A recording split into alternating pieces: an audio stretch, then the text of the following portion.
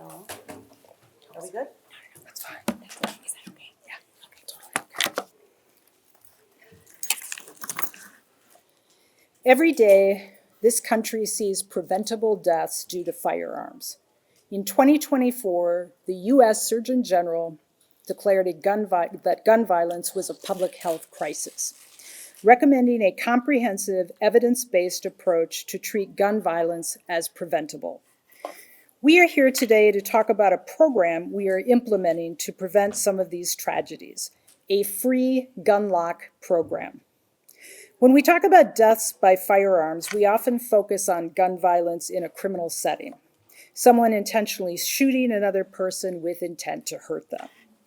At the Hennepin County Attorney's Office, we are focused on stopping those crimes and holding the people who commit them accountable. But we must also do everything in our power to prevent other types of firearm fatalities as well. Nearly 6 out of every 10 gun deaths in the United States were the result of self-harm, and those numbers have only gone up in recent years. Unintentional firearm injuries also represent a significant cause of firearm-related deaths, especially among kids. During an 8-year span, at least 1,200 unintentional firearm deaths occurred among children across the country. Most of these injuries happen in a child's own home or someone else's apartment because children had access to an unsecured and often loaded gun. And unfortunately, we have seen a number of those deaths in Hennepin County over the last year or two. There's a simple solution to stop many of these deaths: gun locks.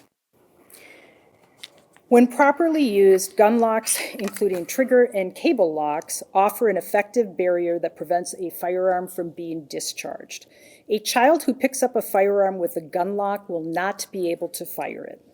They also help to prevent self-harm because they create a time delay between someone's suicidal thoughts and their ability to act on them. Gun locks can also deter firearm thefts or at least make a stolen gun unable to be fired. Law enforcement tells us that often guns are stolen from cars that are owned by young people who would be unable to fire the gun if it was locked. That's why our office, in partnership with Hennepin County and the Minnesota Department of Public Safety, is announcing a free gun lock distribution program. This initiative will make gun locks available for free to anyone who wants one at 11 libraries throughout Hennepin County, including right here in the Brooklyn Park Library. You can simply walk into one of the participating libraries and get a free gun lock, no questions asked. Please do not bring firearms into the libraries when picking up a free gun lock. These gun locks do come with instructions, and there are also short videos demonstrating how to use one, and I can tell you they're actually very simple. There's considerable research proving that gun lock programs are extremely effective in increasing safe storage practices and therefore in decreasing gun fatalities. These studies indicate that accessibility and cost are significant barriers to their use. In other words, people can't afford a gun lock. Today, we are here to announce we're bridging that gap. We are grateful to the Department of Public Safety and Hennepin County for helping us make these life-saving locks free and accessible to everyone in our community. A county attorney's job isn't just to prosecute crimes, it is to keep people safe. This program is a key step in doing that. Now I'd like to introduce a few other speakers who are able to join us today. LaTreasure Dixon, who is the Community Intervention Manager with Brooklyn Park Police Department, Katie Sale from Moms Demand Action, and Kamadi Dion, Executive Director of the Organization of Librarians in Minnesota. I also want to thank the following people and their organizations for their support as we roll this out: Rise Beyond Hate, Foundation Elevation, Minnesota Chill Foundation, and Forward Thinking Foundation.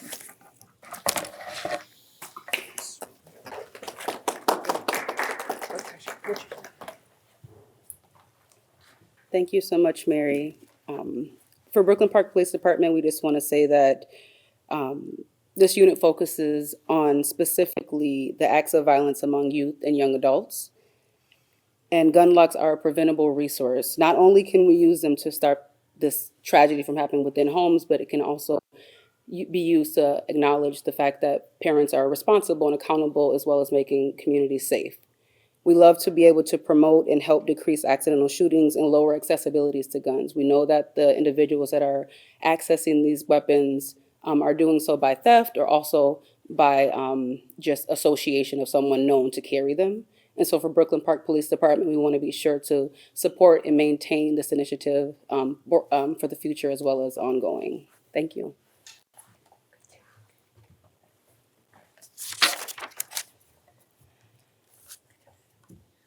So I am Katie Sale, the Northwest Metro lead for Moms Demand Action for Gun Sense in America. And I'm also a mom of 3 daughters, ages 20, 18, and 14, and I live in Maple Grove. Like so many parents, I want my kids and all kids to feel safe. I also recognize that most gun owners are responsible. They take the duty of owning a firearm seriously and store their guns securely. But unfortunately, not everyone does. And when firearms are not stored safely, the consequences can be devastating. Firearms are the leading cause of death for American children and teens. Here in Minnesota, an average of 39 children and teens die by gunfire every year, and 43% of those deaths are suicides. Secure storage works. In households where both firearms and ammunition are locked away, the risk of self-inflicted firearm injuries drops by 78%, and the risk of unintentional injuries among children drops by 85%. Children deserve to feel safe no matter where they are, and storing guns securely, unloaded, locked, and separated from ammunition make our families, homes, and communities safer.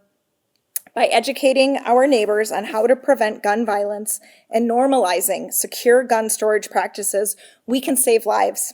We are so thankful to the Hennepin County Attorney's Office and the library for taking action today to encourage responsible gun ownership and keep our communities safe.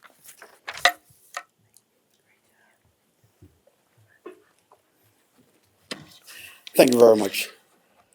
The gun violence is epidemic that every community have a share, and so our community, within the last 3 years, we've experienced at least 17 deaths, 13 of which are direct gun assault, and 4 of those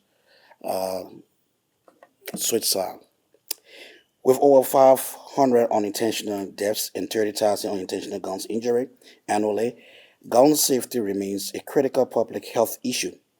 To help address this issue, 11 libraries in Hennepin County are offering free locked accessories to promote responsible gun storage. Providing these safety tools benefit our community by reducing incidents, especially among children and vulnerable individuals. It is simple, effective steps towards saving lives, fostering a safer environment, and demonstrating our commitment to community well-being. We encourage everyone to take advantage of these free resources and prioritize firearm safety within the family, the home, and the community. Thank you very much.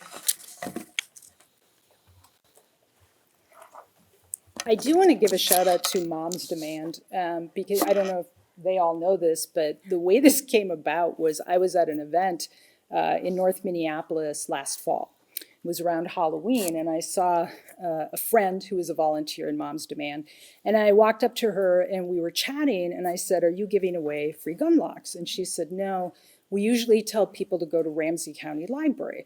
And I said, "Ramsey County Library? Are they here in Hennepin County Libraries?" And she said, "No."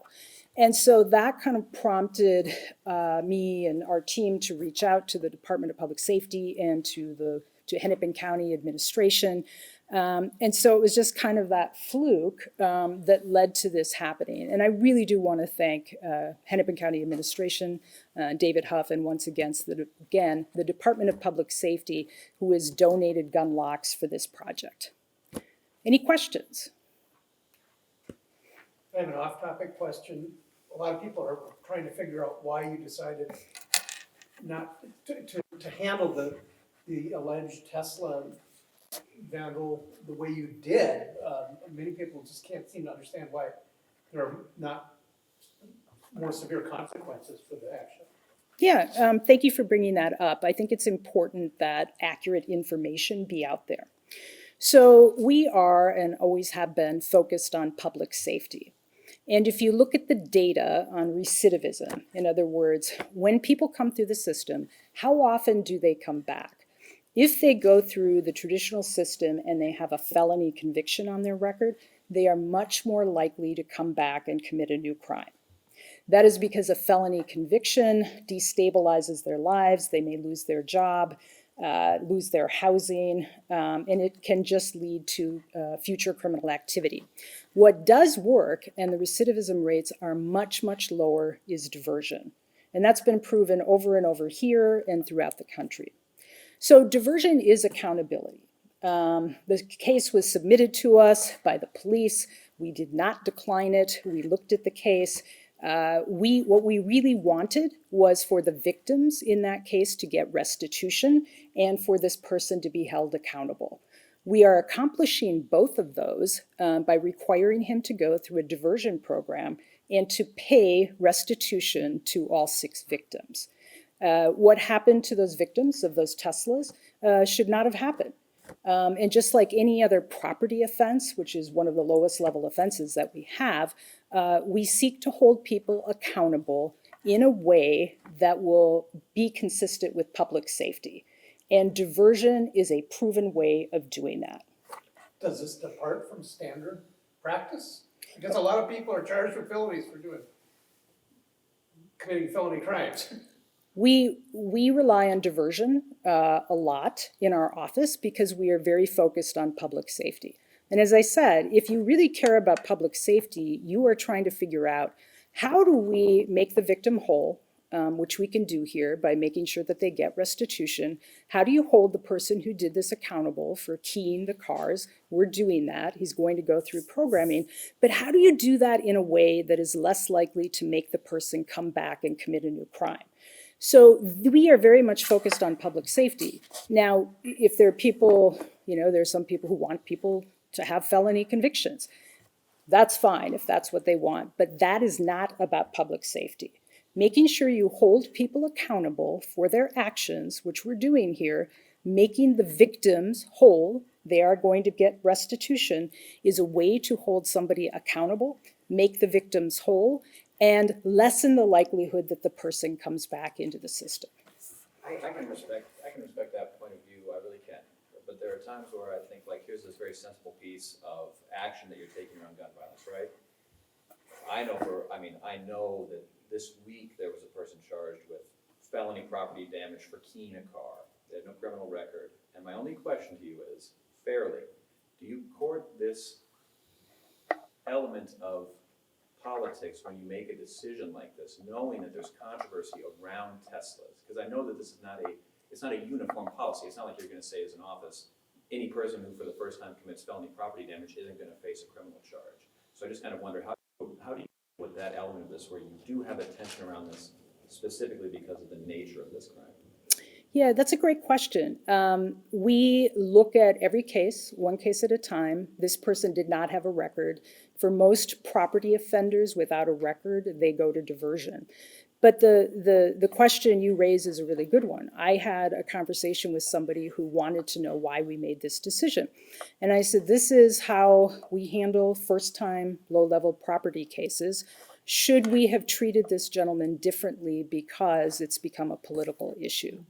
We seek, and I've said this over and over in my term, not to make decisions that are not about politics. So we made this decision because it is in the best interest of public safety. I think what's kind of heartbreaking for me, actually, as I stand up here today, I think about the families. Like I said, we've had like 5 or 6 children shot accidentally. I have met with parents, grandparents, dads of those children. And I talk to them and I listen to what they have to say. And it's tragic. And we're here to talk about gun violence and trying to prevent that. And so I think the puzzling thing about this is that is a low-level property crime. And so why aren't we talking about gun violence? Gun violence is the leading cause of death for children in this country. Why aren't we talking about extreme risk protection orders and the fact that we hired a person to coordinate that response in Hennepin County? Why aren't we talking about gun deaths in the community, shootings in the community? Now, we have been, I mean, crime is much lower than it was. And in Minneapolis, we've been on this, I don't even want to call it a streak, but we had, almost 2 months where there wasn't a gun death. But one gun death is one too many. And there are things that we can do to prevent gun violence, like gun locks, like making people in the community understand what an extreme risk protection order is. And so I'm all about holding people accountable. And it is heartbreaking, actually, to be thinking about we are holding that person accountable, the victims will be paid restitution. And here we are talking about gun violence and the fact that children have been shot and killed. I agree with you, but what I'm asking you is. Yes. Do you understand when you made that decision that this narrative might bubble up in the wake of that and overwhelm something like this? So I don't think, as I said, we try to make decisions without really looking at the political consequences. Can we always predict how a story will be portrayed in the media or what other people are going to say? No. Should we make decisions based on what we might think will happen? No. And I hear you. It is unfortunate that is a thing we're talking about right now. That is the reality, I guess, of this job, this work. But we will continue to make decisions without regard for the political consequences because they are the right decisions to be made for public safety and for our community. One last question here. Hi, thank you. I'm Rebecca Gilligan. I work for the Brooklyn Village Alliance for Youth, and we work to advance positive youth development here in Brooklyn Center and Brooklyn Park. I just want to thank you for this initiative. I think this is a really important step forward for thinking of some simple solutions to some really complicated and devastating impacts that gun violence has on the lives of young people and their families. My question is really kind of a logistical question. Oftentimes, we do a lot of outreach and family engagement, and oftentimes families just never hear about these programs. Yes. How long do you anticipate this program operating? What kind of leadership or ongoing campaign might be sustaining this? How can we really get the word out, especially over the duration? Summer's coming up and there's so many great community events. So just kind of curious, what's the ground game for getting this in the hands of gun owners? And maybe what are some simple actions that people in the community might do? If you know a friend or, what's those kind of practical pieces that we can do to make sure that people who need these have them at hand? First of all, thank you for your work. And thank you for that question because that's a key piece of this. If people don't know about it, how are they going to take advantage of it? We do hope that this is a permanent program. At some point, we hope it will expand to all of the libraries, but we're starting out with the 11 or 12. And so the process itself should be very easy. You walk into a library, you ask for a gun lock, you get handed the gun lock, which comes in a package, by the way, with instructions. And having this press conference is one way of trying to all of you who are here share on social media. We'll be putting information out about it in our social media and our circles, and we will continue to do outreach on it. When we have our community expungement events, actually whenever we have anything in the community, we typically have gun locks there to give out to people, or we had them there at our community expungement event. We have another community expungement event at the American Indian Center in May. We'll have them there. So I think it's conversation, but your work in getting out there and talking to community and telling people about this resource is critical. Could you explain in layman's terms what diversion means? So diversion means that somebody goes to a program. It's individualized. So the person is evaluated to see whether they have particular issues, whether those are substance use, mental health, whatever it is, and then recommendations are made for things that they must do. They also have to pay restitution. And there's a period of time when they have to complete whatever it is that is recommended by the program. They must complete those terms and pay restitution. If they do not do that, they can and will be charged criminally. So then we start the traditional process from there. Thank you so much.